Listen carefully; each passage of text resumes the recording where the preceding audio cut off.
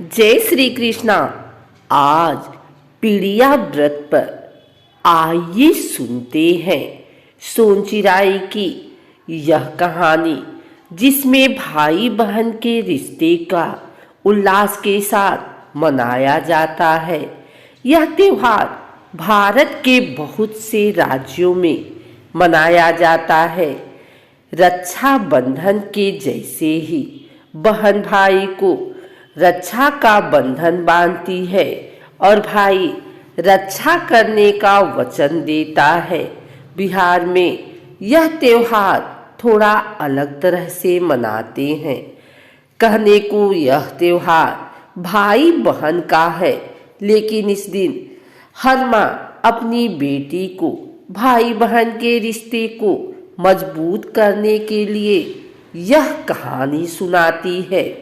इन कहानियों में बहन की रक्षा सिर्फ भाई ही नहीं करता, बल्कि बहन भी अपने भाई की रक्षा करती है।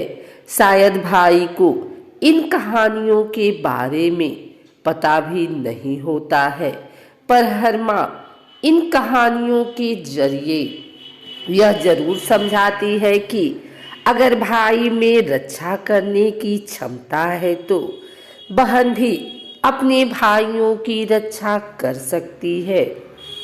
आइए सुनते हैं पीड़िया पर सोनचिरैया की यह कहानी। सोनचिरैया के 7 भाई थे। उनकी एक छोटी बहन थी सोनचिरैया। सब उनसे बहुत प्यार करते थे। 7 भाइयों का विवाह हो चुका था। एक दिन 7 भाई पैसा कमाने के लिए परदेश जाने लगे। तब सभी भाइयों ने अपनी अपनी पत्नी से सोनचिरैया का ख्याल रखने को कहा। पत्नियों ने कहा, आप जाइए, सोनचिरैया बहुत बढ़िया से रहेगी। सोनचिरैया को झूला में झुलाएंगे और चांदी की कटोरी में खाना खिलाएंगे। 7 भाई संतुष्ट होकर परदेश चले गए। उनके जाने के साथ भाभियों ने सोनचिरैया पर अत्याचार शुरू कर दिया। छोटी भाभी स्वभाव में अच्छी थी, इसलिए उसने सोनचिरैया को नहीं सताया। एक दिन भाभियों ने चिरैया को चलनी देकर बोली, इसमें पानी भर कर ला। सोनचिरैया चलनी लेकर नदी के किनारे चली गई। जब उसने चलनी में पानी भरा, तब सारा पानी चलनी से बाहर गिर गया। यह देख सोनचिरैया जोर जोर से रोने लगी। तभी चींटियों की एक पक्षी उसके पास आकर रुकी और पूछने लगी, सोनचिरैया बहन, तुम क्यों रो रही हो?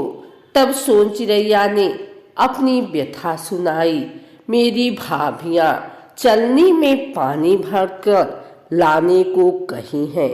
चींटियों को एक सुझाव आया और उन्होंने कहा कि वे हर छेद में बैठ जाएंगी और फिर वो पानी भरकर ले जा सकती है। इस तरह सोनचिरैया चलनी में पानी भरकर लाई और भाभियों को दे दी। भाभियां यह देखकर आश्चर्य में रह गई। दूसरे दिन भाभियों ने उसे जंगल से लकड़ी काट कर लाने को कहा और उसे रस्सी नहीं दिया।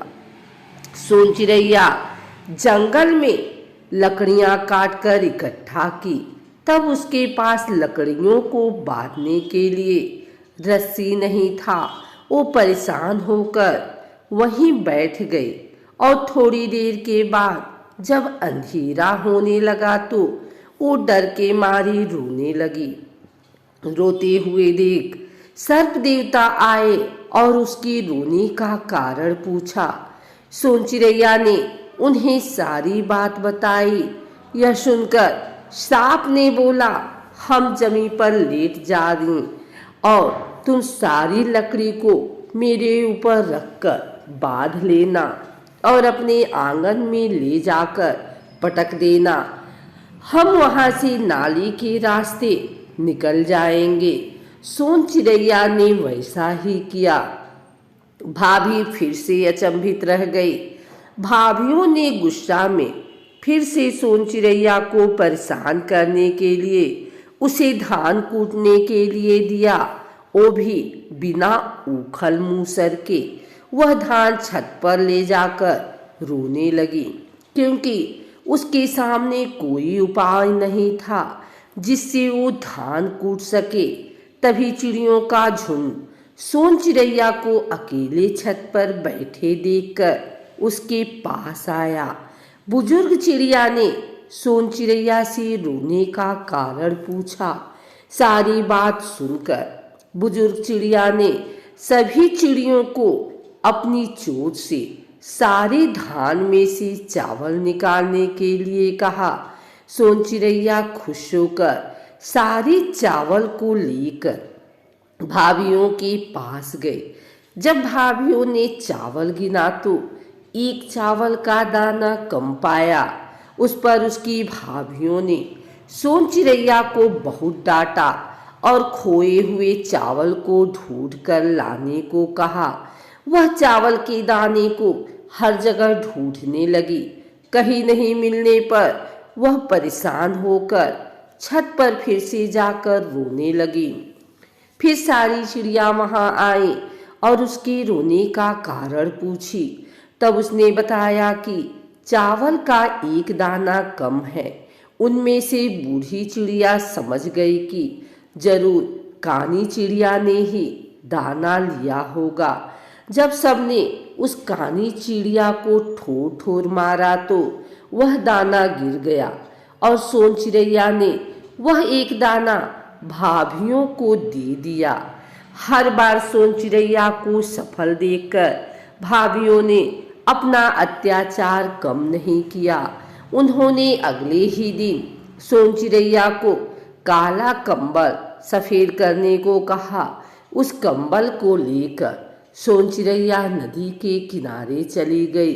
वो उस कंबल को धोती रही, लेकिन उसका रंग नहीं बदला। जब उसके पास कोई चारा नहीं बचा तो वह अपने भाइयों को याद करके रोने लगी। उस समय सोन चिड़ैया के सातों भाई पैसा कमाकर वापस आ रहे थे। बड़े भाई ने रोने की आवाज़ सुनी तो उन्हें लगा कि उनकी ही बहन रो रही है। दूसरे भाइयों को जब बताया तो किसी ने विश्वास नहीं किया। सब यही बोले कि सोन चिड़ैया तो सोने के पलंग पर सोती होगी और चांदी के बर्तन में खाती होगी। फिर भी आत्मसंतुष्टि के लिए नदी के किनारे सभी भाई पहुँचे और वह सोन चिड़ैया को रोते हुए देखा। यह देख सभी भाइयों को बहुत गुस्सा आया।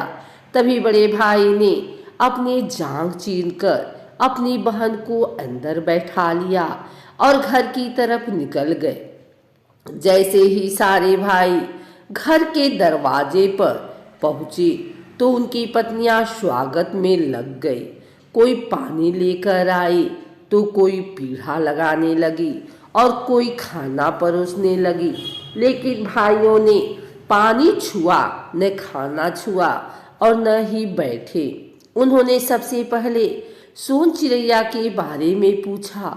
पत्नियों ने कहा कि शायद वो सो रही होगी, लेकिन भाइयों की आवाज़ लगाने से जब वो नहीं आई तो फिर उन्होंने कहा कि खेलने गई है।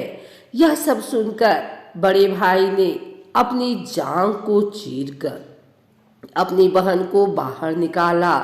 यह देख सारी पत्नियां डर गई। भाइयों ने पूछा कि किसने उनकी बहन को सताया है। तब सबने डर से मना कर दिया, कहा कि किसी ने भी उन पर अत्याचार नहीं किया है।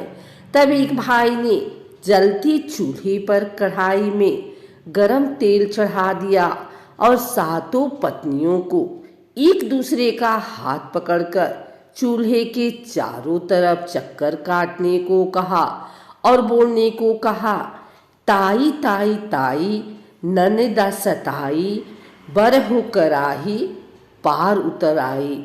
यह बोलते सारी भाभियां चक्कर काटने लगी और देखते देखते बड़ी 6 भाभियां गर्म तेल में गिर गई, लेकिन छोटी भाभी बच गई।